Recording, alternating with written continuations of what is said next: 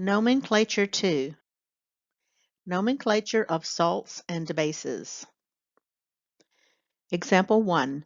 Name NaCl.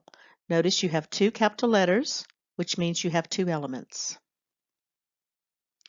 Go to your nomenclature flowchart and make your first decision. Does this compound start with H? And the answer is no. So we're going down this way. The next decision is this first element, sodium, a metal? We go to the periodic table. Sodium is a metal. The nonmetals are yellow pentagons, and the metalloids are red triangles. The next decision, do we have just two elements? We have just two capital letters, so the answer is yes, we do have just two elements. So the next decision, is sodium, the first element, in group 1, the first vertical column, 2, 13, silver, zinc, or the ammonium ion? We look at sodium's in the first group, this first column, so the answer is yes. So you name X, sodium, and then you're going to name the root word of chlorine and add the suffix "ide," so it becomes chloride. So the name of the compound is sodium chloride.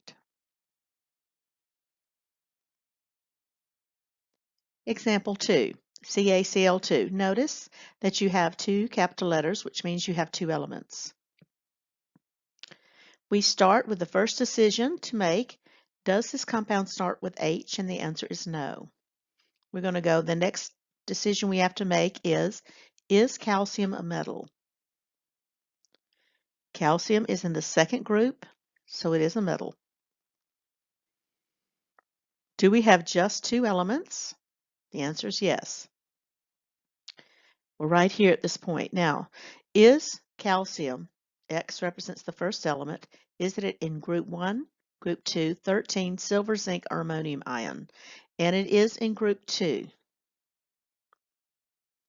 Name X, calcium, and then instead of chlorine, this becomes chloride. So this is calcium chloride.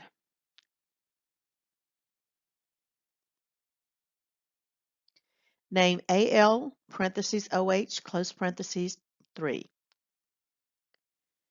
Does the compound start with H? The answer is no.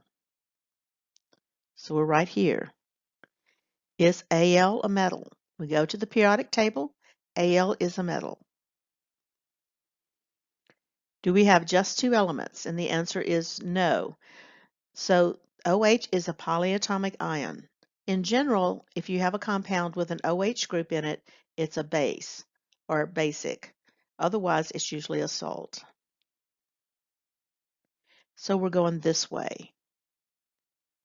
The next decision is aluminum in group 1, 2, 13, silver, zinc, or the ammonium ion? Aluminum is in group 13. And now we need to look at the second part of the compound, OH, which is a polyatomic ion. OH is the hydroxide ion. So you name X, aluminum, and then name the second part.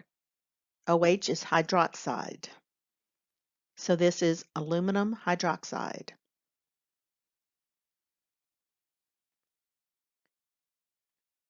Fe2O3.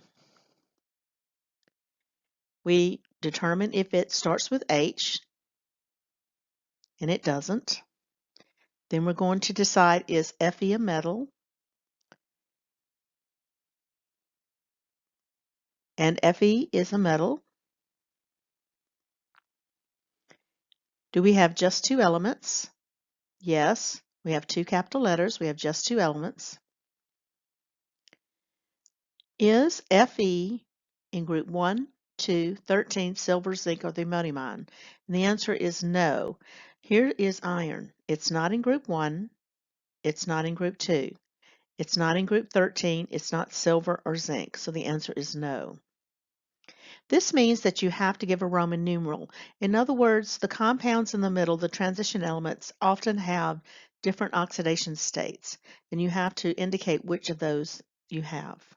So we go to our metals with oxidation states and we look for iron. Iron can be a 2 or a 3. The 3 behind the oxygen came from the iron. So this is iron 3, or sometimes they use the Latin ferric. This is iron 3. So this is iron 3 oxide.